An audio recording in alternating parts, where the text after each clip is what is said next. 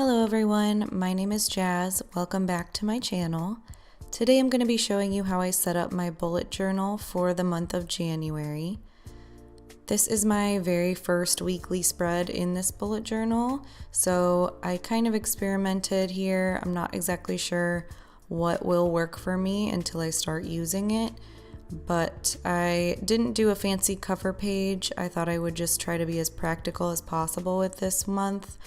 And I just started off with the calendar on the left side of the page.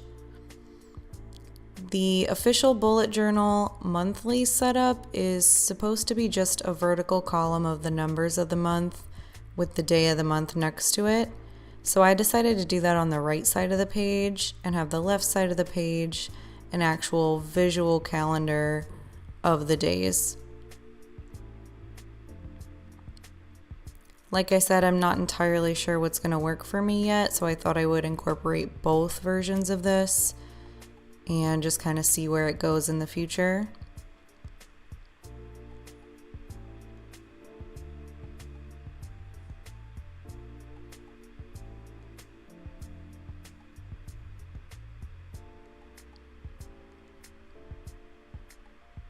This page was a pretty simple layout, but I was afraid that these boxes would be too small to actually write anything in.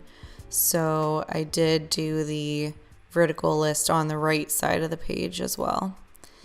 And at the bottom here, I'm just writing out growth tracker.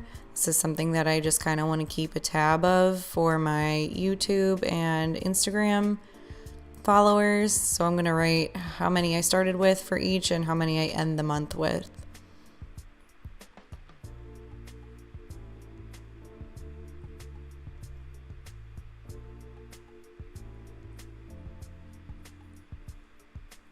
And I'm just using one of the Crayola Supertip markers in a light gray color to highlight the days of the month, as well as that bottom section there.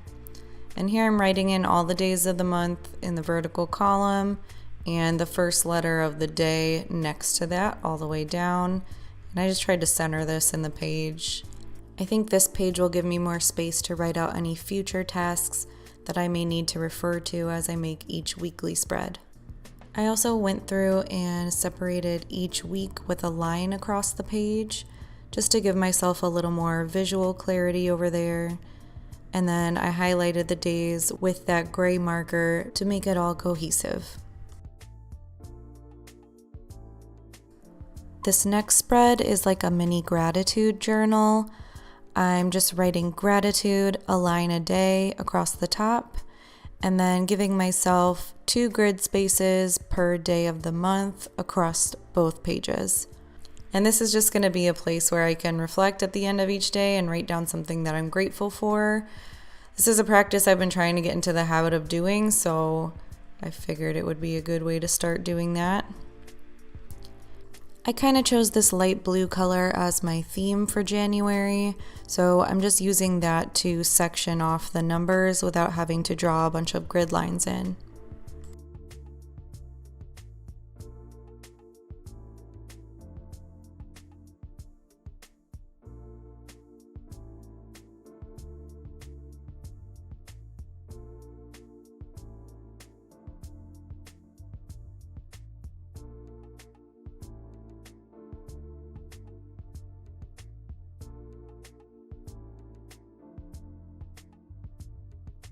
This next spread is just a brain dump. I originally wanted to put this in the initial setup pages, but then I figured eventually I'll fill that up and I'll need another one. So instead of trying to put it in like the beginning of the whole book, I thought I'd put it in the beginning of each month. So this is just pretty open for me to write down anything that I feel like I need to jot down and remember later. And here we get into the habit trackers. I see this in so many bullet journals. It's supposed to be a way of keeping yourself accountable for things that you would like to create habits.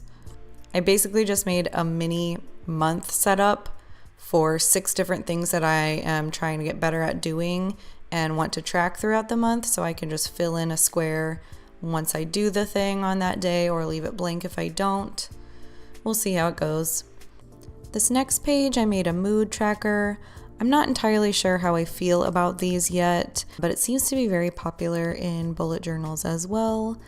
I think it's kind of weird to track your mood, but also maybe it's a good thing to look back on to make you realize that even though you might have bad days, maybe your overall mood isn't as bad as you think it is, or something along those lines. We'll see how this goes too. I was definitely influenced by Amanda Rach Lee. Her last year's January mood tracker was a firework theme. So she made this circular thing where she drew a line for each day and the length corresponded with her mood.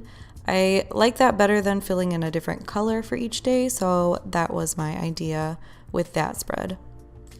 And here we get into the first weekly spread of January. Weekly spreads can really be as short or as long as you need them to. That's kind of the beauty of the bullet journal.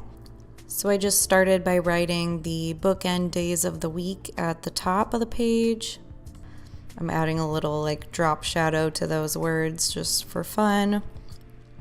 And I really don't know how I want to set these up yet, but I really wanted to give myself the space to go with the flow as the week goes. So I just sectioned off the left half of the first page to put events. So there's a small section designated to each day of the week there. And that's where I'm going to write if anything like has a deadline that needs to be done by a certain day or an event that's happening on a specific day. And then I'm leaving the rest of the spread just open for me to leave as much space as I want for each day and kind of just plan as I go. So that is it for the month of January. Here's a little flip through of the few pages I did. I will check back in and make another video for next month, and I'll let you know how any of these went for me. If I think I need to incorporate something different or just abandon some of these completely. But let me know if you have been doing this as well, what your favorite spreads to put in each month are, as well as your favorite way to set up your weekly spreads, because I'm still trying to get that part down. So I am excited to see where this takes me in the next month, and I will definitely make another video to keep you guys updated. Thank you so much for watching this video. I will see you in my next one. Bye.